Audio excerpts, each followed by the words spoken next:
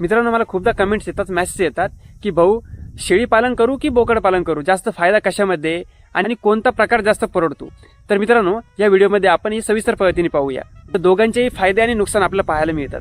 बोकड पालनामध्ये फायदा जर पाहायला गेलं तर आपली इन्व्हेस्टमेंट आपण जर आज केलेली मित्रांनो आणि आपण बोकड आपल्या फार्मवरती आणले तर आपल्याला 2-3 महिने सांभाळणं आहे. त्यानंतर ते सेल आउट करतो आपण.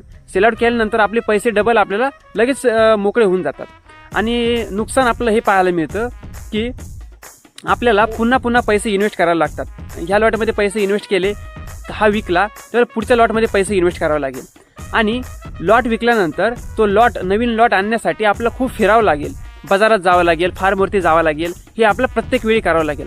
आता शेळी पालनाचा फायदा जर आपण पाहायला गेलं तर शेळी पालनामध्ये आपलं गुंतवलेली रक्कम ही फिक्स राहते. म्हणजे आपली शेळी जी आहे ती जागेवर राहते आणि जे पिल्लांचं उत्पन्न आहे ते आपल्याला मिळत चालतं. आता नुकसान आपल्याला जर शेळी पालनातलं पाहायला गेलं, शेळीला क्रॉसिंग करणं आहे, तिची गर्भावस्थेमध्ये देखभाल करणं आहे आणि त्यानंतर पिल्लं आपल्याला मिळतात आणि तिथून पुढे पिल्लं 5-6 महिने सांभाळले की मग आपल्याला त्याची विक्री करून पैसे मिळतात. फायदा जर पाहायला गेलं तर फायदा दोन्हीमध्ये सारखाच आहे. दोघांचं प्रॉफिट जे आहे ते जवळपास लगभग सारखंच आहे. मी 7 वर्षाच्या अनुभवातून तुम्हाला सांगतोय. 19-20चा फरक झाला परंतु प्रॉफिट दोन्हीतून सारखाच मिळणार आहे. तर मित्रांनो, अजूनही तुमच्या मनातली शंका क्लिअर झाली नसेल तर तुम्हाला थोडक्यात सांगतो, ज्याचा फायदा आणि नुकसान आपण झेलू शकतो ते आपल्यासाठी उत्कृष्ट राहील. तर मित्रांनो, कमेंटमध्ये नक्की सांगा तुम्ही बोकड पालन करताय की शेळी पालन करताय. आता ही माहिती विसरू नये म्हणून तुम्ही हा व्हिडिओ सेव्ह करून ठेवा आणि अशाच माहितीपूर्ण व्हिडिओसाठी पेजला फॉलो करायला विसरू नका. धन्यवाद.